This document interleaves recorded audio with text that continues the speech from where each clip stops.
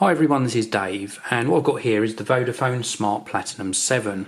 And the first statement I want to make in this video review is that I really am amazed at how Vodafone keep bringing out these smartphones with amazing specifications, ever improving quality without the flagship price points. Now this is their flagship smartphone at the moment, but it's still very affordable, and Vodafone are currently bundling this with a smart VR headset as well. It's 155 grams, 5.5 inch screen. It's got a camera on the front. It's got glass on the back as well, with another camera which is a 16 megapixel autofocus camera, LED flash, fingerprint reader on the back here as well. We've got texturized buttons on the side which are so nicely done that it's just amazing how other manufacturers can't do this. They've got a nice texture to them, little tiny sort of chamfered edges, and then a metal frame all the way around the phone. Across the bottom here we've got micro USB charging that does support Quick Charge 3, and that'll get you from 0 to 90% in around about an hour. Little microphone. We've also got a SIM card tray on the side, and then across the top got a 3.5mm audio jack. Now with regards to the actual size of this, it's 154mm by 75mm by 6.9mm in thickness. It feels absolutely gorgeous in the hand. We've got nice curves on the corners so it doesn't cut into your hand here where you're holding it.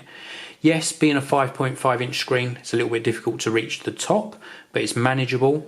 You'll also notice we've got speaker grills, which are both front facing. So when you're holding it in horizontal orientation, perhaps to watch a video, you've got really engaging sound. So fantastic job here. 32GB of internal memory. We've got a Snapdragon 652 octa-core processor, and everything runs along at a really smooth speed. I've been very impressed with this. Android 6.0 Marshmallow out of the box, and a battery life that will last you between 1 and 2 days. In fact, in my tests I got almost the full days, and it was round about the 9% mark, and I chickened out and started charging it. Very impressive battery life indeed. Now I want to show you some of the photos I took, because the camera, 16 megapixels, took some really nice photos. Let's go into gallery, and here's some photos that I took earlier. Let's start with this first one. This is of my subscribe pillow. We've got some nice detail here in this particular photo. A little bit muted on the colours. When we go into this one, just look at the detail it's picked up here. This 16 megapixel sensor in less than optimal lighting conditions really did a fantastic job of capturing this photo. Then we've got a speaker grill, and again we've got a nice depth of field on here as well, because the out of focus part just on the left hand side of the speaker is already creeping into the photo. This is just the bottom of one of my lights, and again it's picked up all of the detail here, and this was just me being creative with the camera. And then here's a picture of my Panasonic GX8, and again all of the detail it picked up in the lens. Very good indeed. Really impressive results from the camera.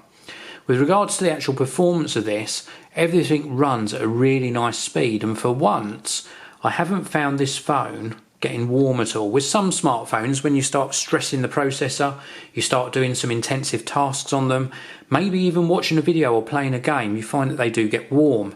With this one, it stayed as cool as anything. Really very comfortable to hold, and just that super slim profile makes it feel such a premium device. Also on the back, I'm not sure if it would pick up on it in the camera, but this has got some nice dimension to the back as well. On some glances at it, I thought it had like a texture to it underneath the glass.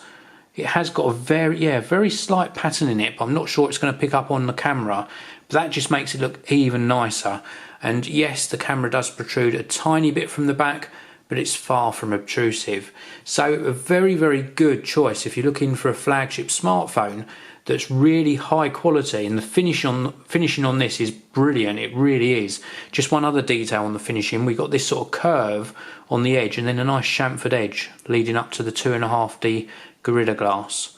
Really very well done indeed. So as I started to say, if you're looking for a flagship smartphone but without spending a fortune, then the Vodafone Smart Platinum 7 is well worth considering. Thanks very much to Vodafone for making this video possible. I'll leave a link to their website in the video description. Thank you for watching, and I'll see you in another video very soon.